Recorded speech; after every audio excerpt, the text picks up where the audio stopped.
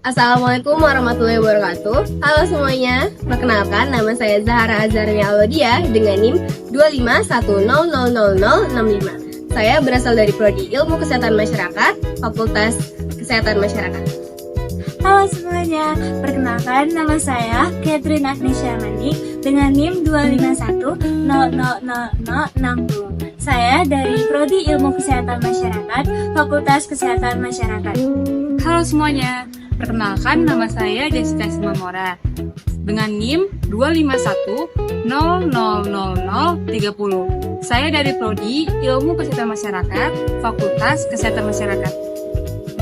Halo semuanya, perkenalkan nama saya Birgita Aurelia Gultom dengan NIM 251000018. Saya berasal dari Prodi Ilmu Kesehatan Masyarakat, Fakultas Kesehatan Masyarakat. Halo semuanya, perkenalkan nama saya Nadia Wafa dengan NIM 251000075 dari Prodi S1 Kesehatan Masyarakat, Fakultas Kesehatan Masyarakat.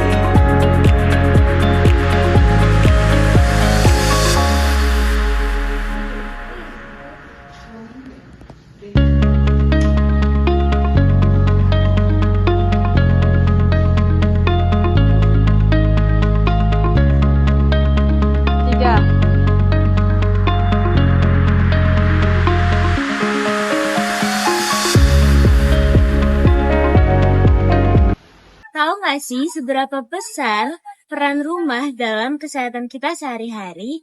Nah, rumah itu bukan hanya tempat kita untuk berlindung, tetapi tempat kita untuk tumbuh berkembang, berinteraksi, dan juga beristirahat. Maka dari itu, rumah sangat penting bagi kesehatan penghuninya. Nah, hari ini kita akan membahas tentang Rumah sehat, mulai dari pembahasan pengertiannya, syarat-syaratnya, dan cara mewujudkannya. Menurut Kementerian Kesehatan Republik Indonesia, Permenkes nomor 829 tahun 1999. Rumah sehat adalah rumah yang memiliki syarat baik dari aspek fisik, biologis, maupun sosial, guna untuk membangun kesehatan derajat penghuninya. Jadi, rumah sehat itu tidak hanya bersih secara fisik, tetapi juga harus aman secara struktur, nyaman untuk ditempati, dan tidak menjadi tempat berkembang biaknya faktor penyakit, serta memiliki lingkungan yang mendukung kesehatan. Konsep rumah sehat saling menggabungkan dalam aspek lingkungan, sosial, dan perilaku, karena semuanya saling berkaitan dalam menjaga kesehatan penghuni rumah. Beberapa komponen penting dari rumah sehat diantaranya. Yang pertama, kondisi fisik bangunan yang meliputi lantai rumah, dinding rumah, dan atap rumah. Lantai rumah disarankan harus ada air, bisa dibersihkan dan terang, seperti keramik, ubin, ataupun semen. Lantai rumah tidak diperbolehkan menggunakan tanah, dikarenakan dapat menyimpan kelembapan yang menjadi sarang dari mikroorganisme. Lalu yang kedua adalah ventilasi udara. Ventilasi alami minimal 10% dari luas lantai rumah. Tujuannya untuk menjaga sirkulasi udara, mencegah penumpukan CO2, dan juga mengurangi kelembapan. Nah, yang ketiga adalah pencahayaan. Pencahayaan alami penting karena dapat membuat penghuni rumah terasa lebih sehat dengan menyediakan vitamin D yang dapat mengurangi kelembapan yang menimbulkan jamur dan bakteri. Nah, rumah sehat sebaiknya memiliki pencahayaan minimal 60 lux di siang hari. Nah, yang keempat, air bersih. Sumber air bersih biasanya berasal dari sumur, PDAM, dan sumber mata air lainnya yang terlindungi. Selanjutnya, kualitas air. Kualitas air harus memenuhi syarat fisik, kimia, dan bakteriologis, seperti tidak berbau, tidak berwarna, tidak berasa, dan tidak mengandung bakteri E. coli. Yang kelima itu ada pembuangan limbah. Yang pertama itu ada limbah cair, contohnya limbah bekas cucian piring, limbah bekas mandi, dan dapur. Jadi air ini harus disalurkan di tempat yang tertutup dan tidak mencemari sumur. Lalu yang kedua itu ada limbah padat. Limbah padat itu contohnya sampah rumah tangga. Jadi itu kita harus memilah antara sampah anorganik dan organik, serta membuang sampah di tempat yang tertutup atau mengolahnya menjadi kompos. Jadi kita juga harus menghindari menumpuk-numpukkan sampah karena dapat menyebabkan lalat dan tikus berdatangan. Yang keenam ada jamban sehat. Jamban sehat harus memiliki septic tank yang kedap air, berjarak minimal 10 meter dari sumber air bersih. Selanjutnya, air limbah tinja harus diolah agar tidak mencemari tanah dan air. Nah, yang ketujuh, kepadatan hunian. Idealnya, luas lantai rumah minimal 8-9 meter kubik per orang. Nah, kepadatan yang berlebihan dapat meningkatkan risiko penyakit menular infeksi seperti TBC, ISPA, dan COVID-19. Yang kedelapan, kebersihan dan keamanan. Rumah harus bebas dari serangga, nyamuk, dan tikus. Lingkungan juga harus tertata, mulai dari ada halaman, tempat sampah, dan saluran air tidak tersumbat. Apa yang terjadi jika rumah tidak memiliki standar kesehatan? Upaya mewujudkan rumah sehat. Ada beberapa langkah praktis yang bisa dilakukan. Yang pertama itu ada ventilasi. Yang pertama, ventilasi yaitu buruk dapat membersihkan rumah setiap hari. Yang kedua, membuang sampah pada tempatnya. Yang ketiga, menguras bak mandi minimal seminggu sekali. Yang keempat, menjemur kasur dan peralatan tidur. Yang kelima, menanam tanaman hijau di sekitaran rumah. Yang keenam, melakukan pengecekan rutin pada sumber air, septic tank, dan saluran pembuangan lainnya.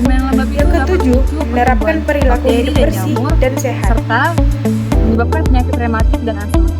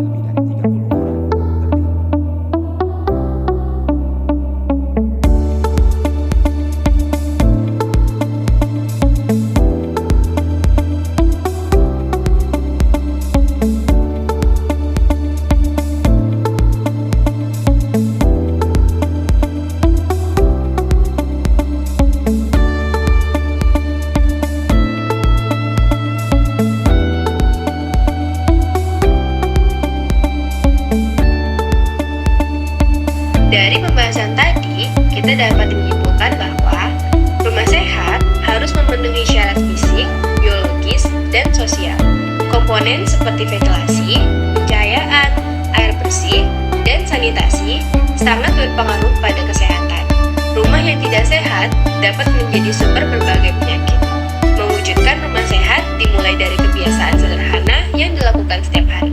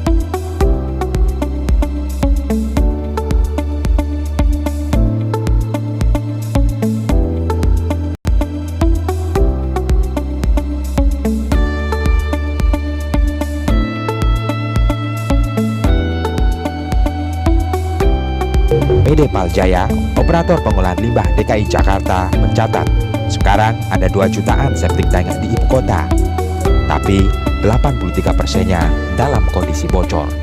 Ada mindset di masyarakat itu yang salah. Wah, septic tank saya bagus karena sudah 10 tahun nggak disedot, ya toh? 15 tahun nggak disedot. Nah ini mereka itu septic tanknya pasti merembes, mencemari air tanah. 90% kepala keluarga di DKI itu sudah menggunakan jamban, ya, tapi sisanya dari hampir 10% dari jumlah kepala keluarganya belum menggunakan jamban. Pengetahuan yang rendah, pola pikir atau mindset, serta daya dukung lingkungan yang terus menurun merupakan segitiga yang menghasilkan sanitasi buruk di negeri kita. Tepat di sini, wabah penyakit yang disebabkan sanitasi buruk seperti diare dan pneumonia mengancam dari bawah permukaan. Menurut WHO atau World Health Organization, ada sekitar 30-40% penyakit di dunia ini yaitu terkait dengan kondisi lingkungan rumah yang tidak sehat. Jadi, rumah yang tidak sehat itu bukan hanya masalah kenyamanan, tetapi itu adalah ancaman bagi penghuni rumah itu. Rumah bukan hanya bangunan, tapi gaya hidup. Mulai dari hal kecil, bersihkan, merawat, dan jaga rumah terutama. Karena rumah sehat, keluarga sehat, dan masyarakat sehat.